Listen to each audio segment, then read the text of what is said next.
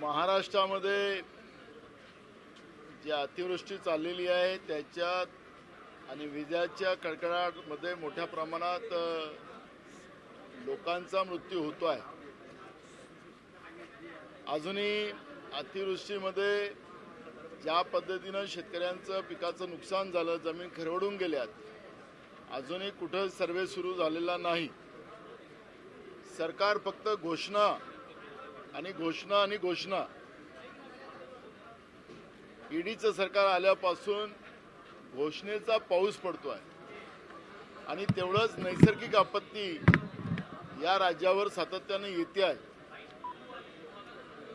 आसमानी संकट एकीकडे, सुलतानी संकट एकीकडे आणि सगळी जनता हतबल आहे। मी कालही सांगितले की या सरकारवर आता शेतकऱ्यांचा, गरिबांचा, जनतेचा विश्वास राहिलेला नाही, भरोसा राहिलेला नाही। अशा पद्धतीची भूमिका मांडली। मुंबई सहित राज्यामध्ये सगळे गड्ड्याचं साम्राज्य निर्माण झालेलं आहे। ट्रॅफिक सरळ सगळीकडे जाम असते आणि सरकार त्याच्यामध्ये घोषणामध्ये कमी पडत नाही। आम्ही गड्डेमुक्त मुंबई, गड्डेमुक्त महाराष्ट्र या पद्धतीच्या घोषणा करून जनतेच्या तोंडाला पानं पुसणं या पद्धतीची भूमिका आहे। आपले जे नॅशनल हायवेच्या गाईडलाईन्स आहेत किंवा स्टेट हायवे जे आहेत त्यांच्या गाईडलाईन्स आहेत की ज्या ठिकाणी टोल असेल त्या टोलचे रस्ते खराब असतील तर ते टोल मुक्त व्हावेत। आज महाराष्ट्रातल्या अनेक टोलच्या रस्त्यावर गड्डे पडलेले आहेत, त्याच्यावर ॲक्सिडेंट होतात आहेत, निरपराध लोकांचा मृत्यू होत आहे।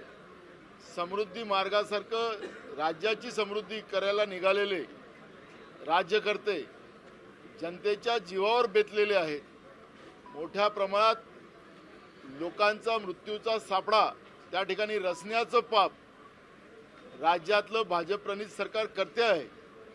पण जेव्हा विधानसभेमध्ये प्रश्न विचारला तर आम्ही तपासू, पाहू अशा पद्धतीचं उत्तर देणं म्हणजे जे टोल माफिया महाराष्ट्रामध्ये आहे हे सरकारचे जावई आहेत का, त्यांचा काय संबंध आहे?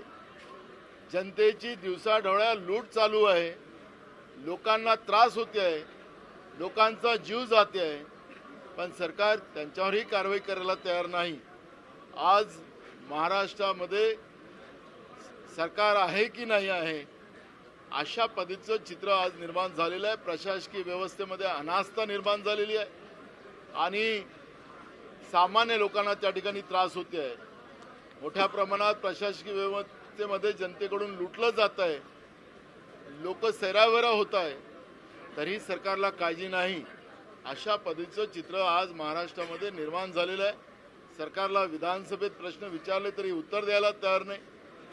आपण पाहतोय की अनेक मंत्री हे जसं आता महाराष्ट्रामध्ये पोलीस भरती सुद्धा ही कंत्राटी पद्धतीने होणार आहे, तसं हे सरकार कंत्राटी आहे का अशा पद्धतीचं चित्र आज महाराष्ट्राच्या भाजप-प्रणीत ईडी सरकारचं झालेलं आहे।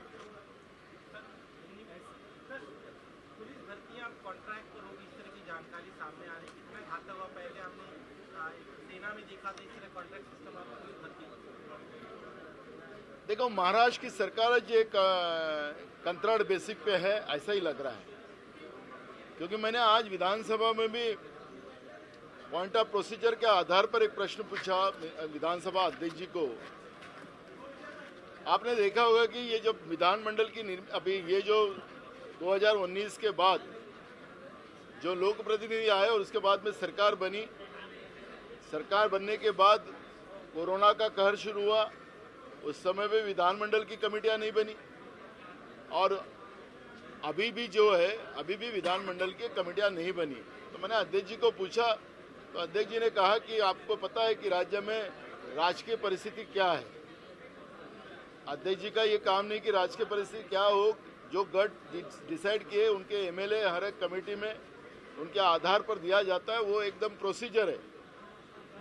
पर अब विधानसभा के अध्यक्ष भी संभ्रम में कि कौन कहां पर है, सब कंत्राटी बेस पे।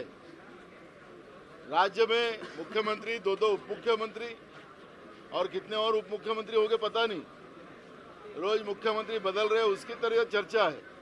तो जो कंत्राटी लोग होते हैं वो कब नौकरी छोड़ेंगे, कब कहाँ जाएंगे, उसका कॉन्ट्रैक्टर क्या करेगा, वैसी परिस्थिति रहती है। वैसी सरकार की भी, महाराष्ट्र की सरकार की भी परिस्थिति कंत्राट बेस पे हुई है। पुलिस जैसे पदों में जो लोगों की सुरक्षा के लिए महत्वपूर्ण होती है, वहाँ पे भी ये कंत्राटी, राज्य की सरकार कंत्राटी पुलिस भर्ती करने वाली है, उसका हम निषेध करेंगे।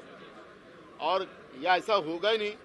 आखिरी कंत्राटी पुलिस हो, कंत्राटी कर्मचारी जो हो शासकीय, ये राज्य में बिल्कुल नहीं होगा। क्योंकि कॉन्ट्रैक्टर के लोग, अगर पुलिस होती है, कॉन्ट्रैक्टर के लोग विविध ऑफिसेस में रहेंगे तो जनता की लूट की जाएंगी। जनता के जो गोपनीय पेपर्स रहेंगे वो वहाँ से गायब हो गए, और ये कदापि होने नहीं देंगे। क्योंकि ये जनता के पैसे के टैक्स का जो सरकार के तिजोरी में आता है, उस पैसे से ये सरकार चलती है।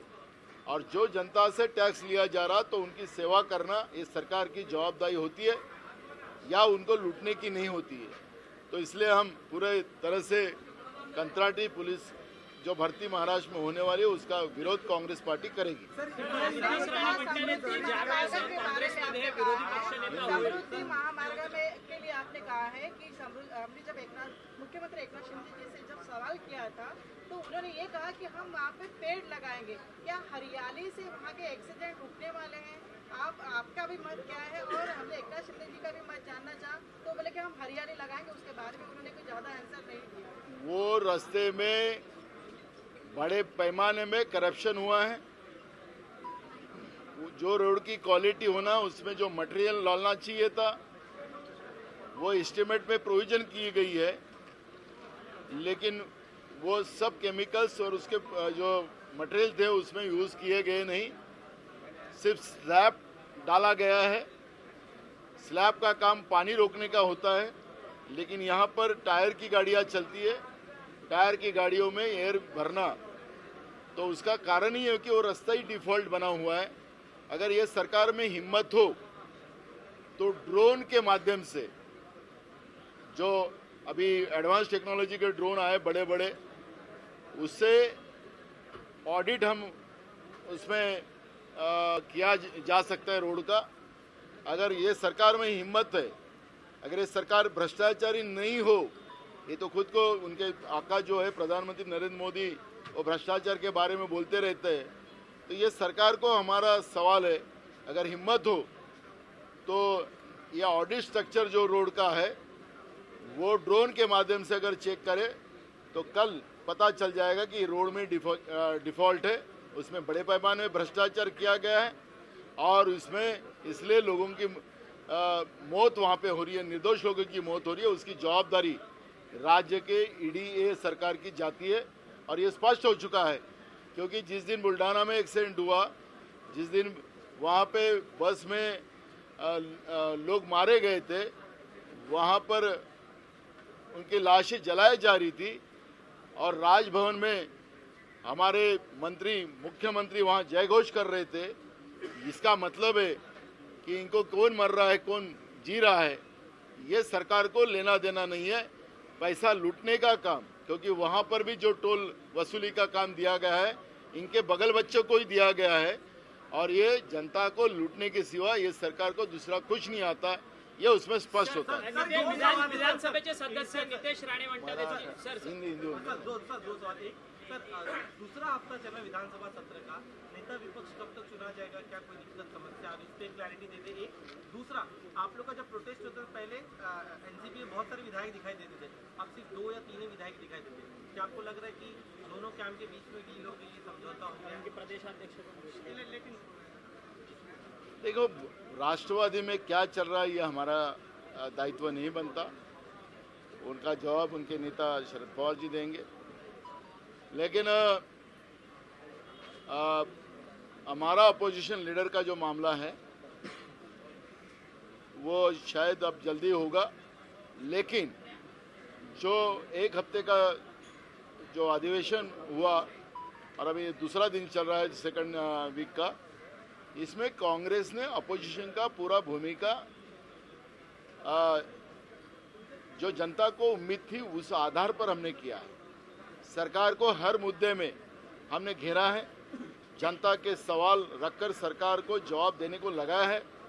कल एक आप सबसे अच्छा उदाहरण आपने देखा होगा कि जो अतिवृष्टि हुई जिसमें किसानों का बड़े पैमाने में नुकसान हुआ, गरीबों का नुकसान हुआ, छोटे दुकानदारों का नुकसान हुआ। कल कांग्रेस ने सरकार को घेरा तो उसमें 5,000 की जगह 10,000 रुपये बढ़ा के दिया, मदद बढ़ाने की बात की और हमने कहा कि घोषणा नहीं रहना चाहिए, वो तुरंत इम्प्लीमेंट करना चाहिए। तो सरकार ने कल वादा किया है कि हम तुरंत इम्प्लीमेंट करते हैं। तो कांग्रेस पार्टी पूरे ताकत के साथ अपोजिशन का रोल हाउस में निभा रही है और जनता हमारी तरफ ध्यान देकर है, क्योंकि जनता को कांग्रेस से जो उम्मीद थी उसमें हम खरे उतर रहे हैं। नितेश राणे सर विधानसभेचे सदस्य आरोप लगाते हुए कहा है कि ईस्ट इंडिया कंपनी में भी इंडिया था और इंडियन मुजाहिदीन में भी इंडिया है, ऐसा मोदी जी ने आज कहा है। देश के प्रधानमंत्री है, उनको ये बोलने के लिए थोड़ी तो भी शर्म रहना चाहिए। इंडिया हमारा स्वाभिमान है, किसने किसको इंडिया लगाया इससे कोई संबंध नहीं होता है। इंडिया हमारा स्वाभिमान है, हमारा तिरंगा हमारा स्वाभिमान है। अगर देश के प्रधानमंत्री ये निचले लेवल पर ओछे गेरी की अगर बात करते हैं तो उसके बारे में हम ना बोले तो अच्छा रहेगा। अगर वो बोल सकते हैं बोलने दो, उनका वो तो कुछ भी बोल सकते हैं, क्योंकि बीजेपी कहती है मोदी है तो मुमकिन है, वो इंडिया को भी गाली दे सकते हैं, इसका मतलब ये हो सकता है। सर हाच प्रश्न मराठीत आहे। खरं तर सत्ता जे विरोधक आहेत देश पातळीवरती त्यांनी स्वतःच्या अलायन्सला इंडिया म्हटलंय आणि हे विरोधक जे आहेत ते स्वतःला इंग्रजांप्रमाणे ईस्ट इंडिया कंपनी सारखं ते प्रेझेंट करतात आहेत। इंडियन मुजाहिदीन असेल आणि अनेक आतंकवादी संघटनांमध्ये इंडिया हे नाव वापरलेलं आहे, असं देखील ते तुमच्यावरती टीका करतात। आमचा सवाल त्यांना आहे, इंग्रज या देशाला विकत होते, या देशामध्ये सोन्याचा धूर निघत होता, सगळं या देशाला लुटलं। त्याचप्रमाणे नरेंद्र मोदीचं सरकार जे आहे 2014 पासून जे या देशामध्ये सत्तेमध्ये आहे, या 9 वर्षामध्ये देशाच्या किती संपत्ती विकली त्याचा हिशोब पहिले नरेंद्र मोदीजीनं दिला पाहिजे या देशाच्या जनतेला। ज्याप्रमाणे इंग्रज जनतेवर टॅक्स लावून पैसा त्यांच्याकडून लुटायचे, त्याच पद्धतीचा GST कायदा आणून या देशाच्या हातावर कमवणाऱ्या खाणाऱ्या शेतकऱ्यांना गरिबांना लुटून त्यांचे पैसे, त्यांच्या घामाचे पैसे त्यांच्या मूठभर मित्रांना देऊन राहिले। हेच इंग्रज करायचे, जे आज नरेंद्र मोदीजी सरकार करते। इंडिया हे आमचा स्वाभिमान आहे, इंडियाचा तिरंगा आमचा स्वाभिमान आहे आणि या इंडियाला या पद्धतीनं नाव ठेवण्याचं पाप अगर नरेंद्र मोदीजी करत असतील तर कोणाच्या मनात आपल्या देशाच्या बद्दलचं किती स्वाभिमान आहे हे आता दुसरा थर्मामीटर लावायची गरज नाही। हे स्पष्ट होतं की भारतीय जनता पार्टी सत्तेच्या भरोशावर या इंडियाला विकण्याशिवाय दुसरं त्यांना काही येत नाही आणि इंडियाला नावं ठेवण्यासाठी सुद्धा ते मागं पुढं पाहत नाही, हे त्याच्यातून स्पष्ट होतं। सर नितेश राणे म्हणतात आहेत की ज्यावेळेस काँग्रेस आपला विरोधी पक्ष नेता निवडेल त्यावेळेस काँग्रेस फुटेल, त्यामुळे याची भीती असल्यामुळे काँग्रेस आपला विरोधी पक्ष नेता निवडत नाहीये। फालतू लोकांच्या बद्दलची प्रतिक्रिया द्यायचं काही काँग्रेसला गरज नाही। सर ज्या पद्धतीने तुम्ही विरोधक पायऱ्यांवरती आंदोलन करता आहात त्या दरम्यान राष्ट्रवादी काँग्रेसचे जे आमदार आहेत शरद पवार गटातील ते जास्त करून आंदोलनाला सक्रिय नसतात आणि काल आपण हाऊसमध्ये पण हाऊसच्या बाहेर सुद्धा पाहिलं की जयंत पाटील आणि सुनील तटकरे त्यांचे 2 प्रदेशाध्यक्ष आहेत ते एकमेकांना मिठी मारत होते। याचा अर्थ काय, म्हणजे शेवटी काँग्रेसला कुठेतरी बाजूला ठेवलं जातंय का? नाही, आम्हाला त्याच्यातलं बाजूला ठेवायचं काय, जो भाजपच्या सोबत जात असेल त्यांचं आमचं काही नातं नाही एक। आणि आता शरद पवार साहेब आमच्या सोबत आहेत, त्यांचे आमदार कुठे आहेत काय आहेत त्याचं उत्तर ते देतील, आम्हाला उत्तर देण्याचं काही कारण नाही। पण त्यांची भूमिका संशयास्पद आहे ना या संदर्भात? आम्हाला त्याचं उत्तर शरद पवार साहेब।